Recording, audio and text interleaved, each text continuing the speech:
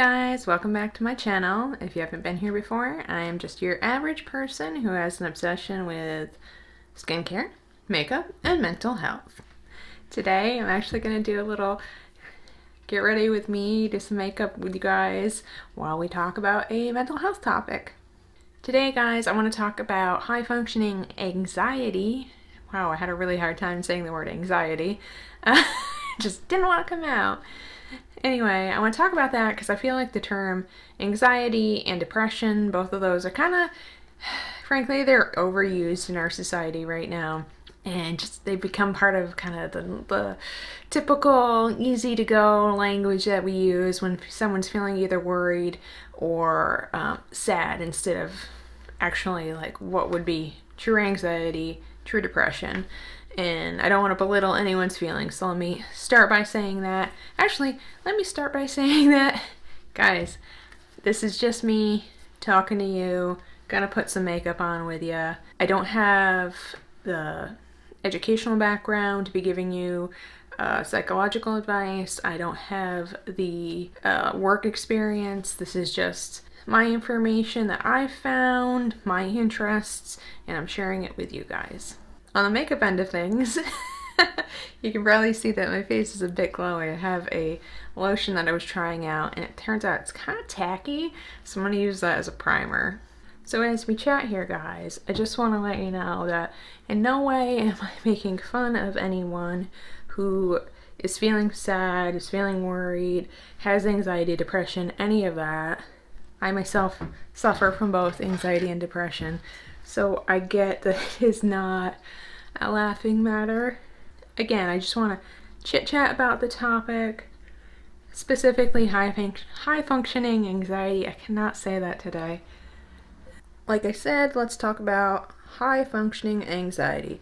Specifically, I wanted to talk about high functioning anxiety because I feel like it's something that people don't really recognize, because it's not so easily pointed out and be like, oh my god, you have anxiety.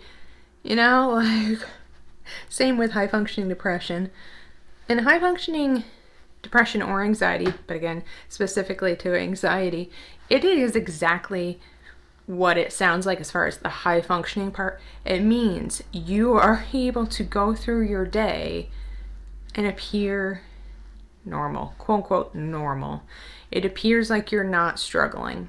It appears like to the outside world, everything's fine, everything's calm, everything's just like going smoothly.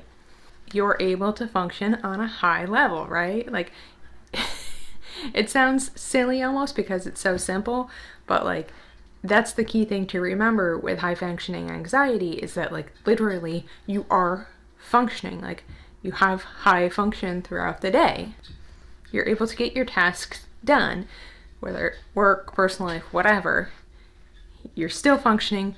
You do your job, do your work. You're able to get out of bed. You're able to shower. And I kind of, you know, not laughing to laugh at people, but that is something that happens for some people. Like, they aren't able to go out the door because their anxiety is so high. Some of them, they're not able to like just fix themselves a meal. They're not able to go to the grocery store, whatever, because that anxiety is so strong. So I really want to like be very specific when I'm talking here, that if I'm saying particular things about high functioning anxiety, I'm not in any way belittling different versions of it and different experiences that people have. I hope that makes sense. I kind of rambled a bit there.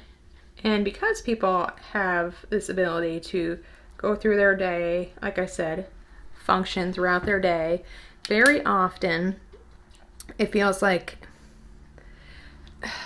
their anxiety is disregarded, and people can't, certainly you and I, seeing somebody on the street, seeing our coworker, seeing our friend, wouldn't necessarily automatically be able to be like, nope, they got anxiety. That is specifically why I want to talk about it, because you never know what somebody's going through. You never know what's going on behind closed doors.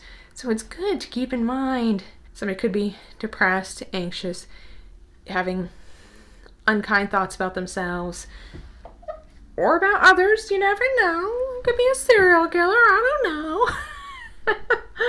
But no, in all honesty, guys, I think that the reason I wanted to talk about this topic is that it's so easy. It's so easy to, I hate saying it, but like overlook someone who's having a high functioning mental illness. And to help aid in our discussion, guys, I found some great graphics from at the.anxiety.doc, D-O-C, their Instagram page. And I just thought that would be awesome to go through these, kind of give us some bullet points along the way, and really help explain what high functioning anxiety is. In this first picture here, guys, is what actually caught my attention as I was scrolling through Instagram, where it says, you know, what you see versus what's going on in my head, excuse me. And that is so very important. I think that people, again, don't account for what's going on in somebody else's head. They don't know what's going on in their life. We make assumptions based on what's going on in our own lives and go from there. We assume all too often if we're upset, someone else is upset. If we're having a good day, they're having a good day. If we look at them and we see that they've got a high dollar car, they've got a big fancy house, then like they must have everything together, right? Like, oh look, their yard is so nice and clean, they've got a boat, they got, I don't even know, pick something you think interesting and you want, and you see that and they think, and we presume what I see on the outside is what is going on in the inside for these people.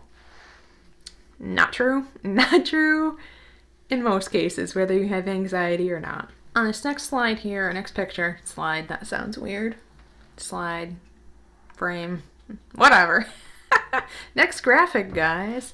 So on this next graphic, let's talk about what you would see on the outside, what they have listed there. The anxiety doc has listed, okay, what do you see? Someone is driven, they are detail-oriented, they're helpful, they're organized, they're friendly, they're punctual.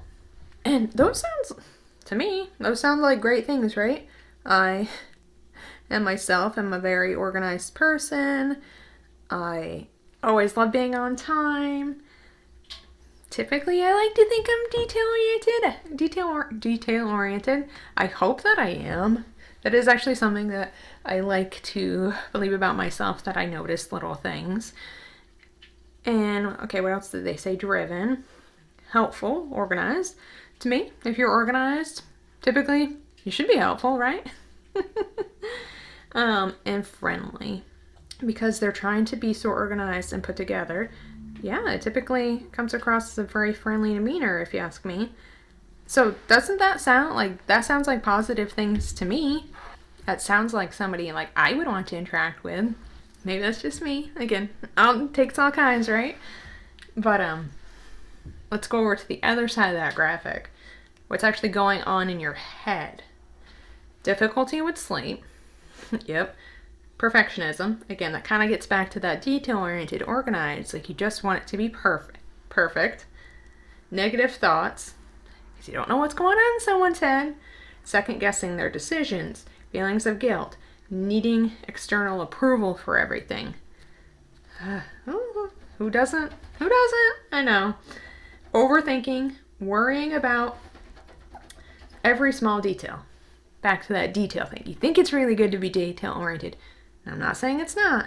But when you're overthinking every little thing and then struggling with career transitions. I'm struggling to speak today. I don't know why.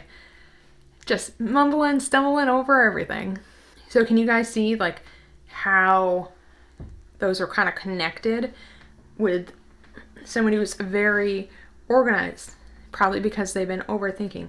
Someone who is very detail oriented, it's because they've thought of every little thing. They have worried over every little thing. They have come up in their mind, within their mind, every possible scenario of what might happen so that they're prepared for it. And because they're overthinking, because they are thinking about every detail, every scenario, every option that might come up, they're not sleeping. They're not sleeping well because your own mind has got you so anxious, so wrapped up and what's going on, whatever it is, whether it's organizing your bathroom closet or your work, like you are overworked mentally. The other one of these that I found really interesting was struggling with career transitions, and thought about it for a minute, and I was like, oh my god, that actually makes a lot of sense to me, because when you're so used to thinking about every little thing and controlling every little thing, or trying to control every little thing, the idea of transitioning careers, transitioning even jobs would be just overwhelming. Like, just the idea of you've got maybe a situation where like you really you know your job function, you know what's going on, you know what's expected of you, and then maybe for any reason, whether it's because you're having to change, make a change, possibly downsizing of a company, who knows, or maybe you're just like, wow, I want to go in a different direction, I want to do something else with my life. But the thought of that, the anxiety that could be attached to that, would be immensely overwhelming, because you're thinking out every little thing, you're giving yourself negative thoughts, you can't do it is what you're hearing yourself say, even though you know logically it's not true, that people around you are confirming it's not true, but like you just can't convince yourself that negative, that anxious part of yourself, like you're not being able to convince yourself otherwise. Guys, let's look at the third Instagram picture here. It says, high functioning anxiety can create a disconnect from your identity.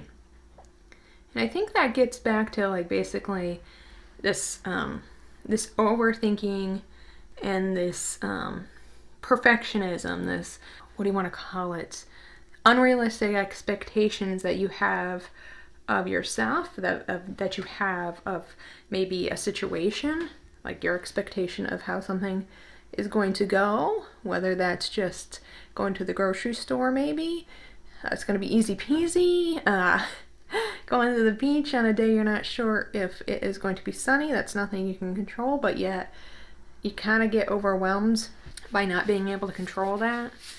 So the way I'm reading that is that like basically you build up this expectation in your head of how, like, of who you are and what you should be. I hate the word should. Like the loaded expectations that are in that one word freaking kill me.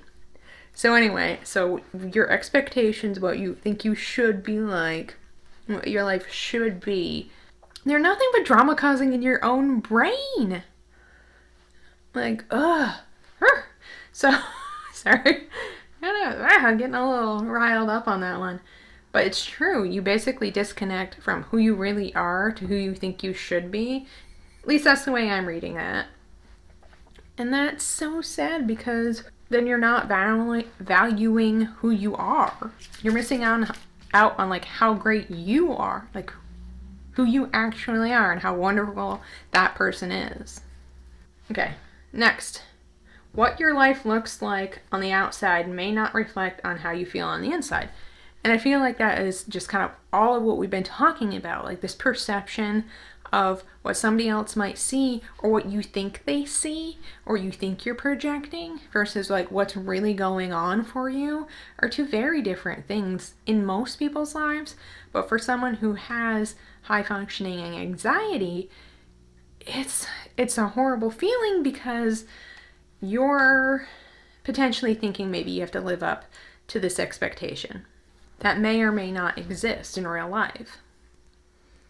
Last little blurb here. Some of these characteristics can drive success in professional settings, but can also make career transitions that are much more challenging.